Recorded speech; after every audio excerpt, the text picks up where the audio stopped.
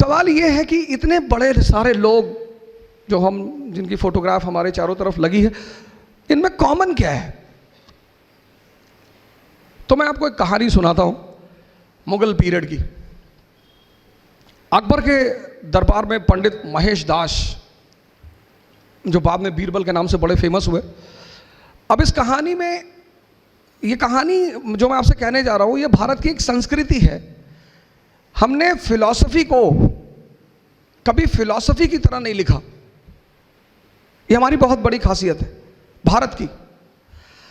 हमने फिलॉसफी को, जिसको आप दर्शन कहते हो, हमने उसे कहानी के रूप में लिखा।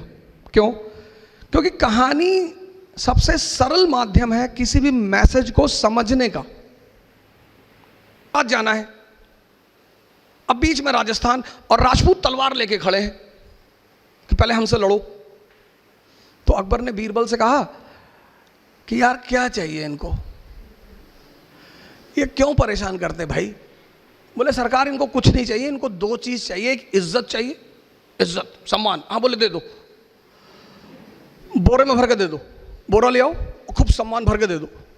भाई सम्मान किसी को देने में कौन सा पैसा खर्चा होता है?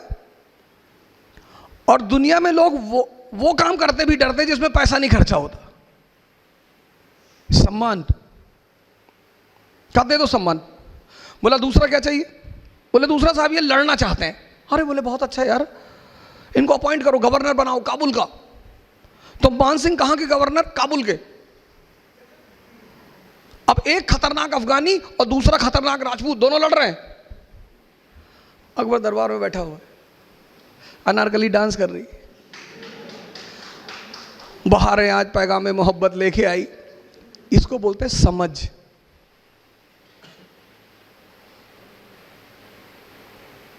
इसको बोलते समझ। और जिसको भी मालिक ने समझदारी दी, ईमान दिया, उसको तो उसने पता नहीं कहां से कहां पहुंचा दिया। तो पंडित महेश दास अकबर के दरबार में आए, बाद में बीरबल बने। तो अकबर के दरबारियों को बहुत बुरा लगा।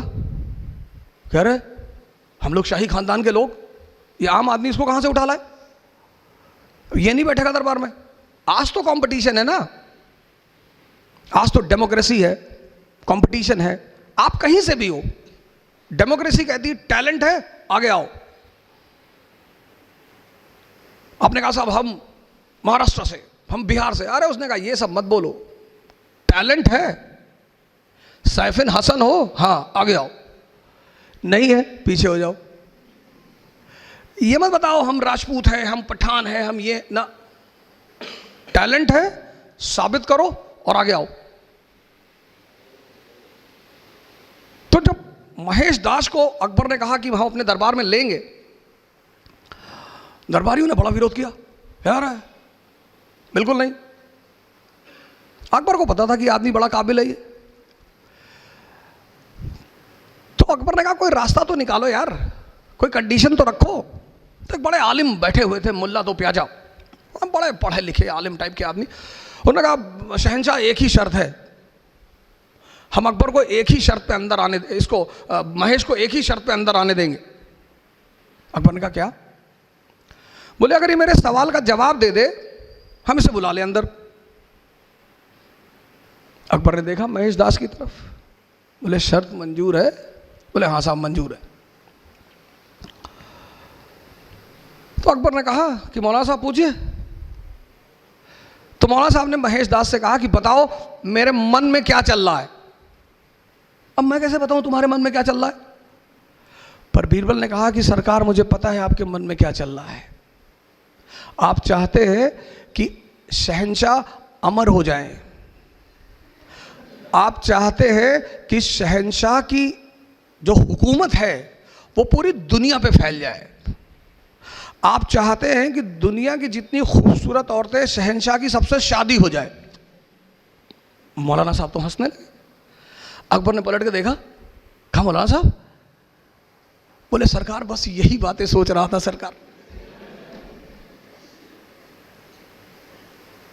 ये पहला मंत्र है सफलता का, पढ़ना नहीं है।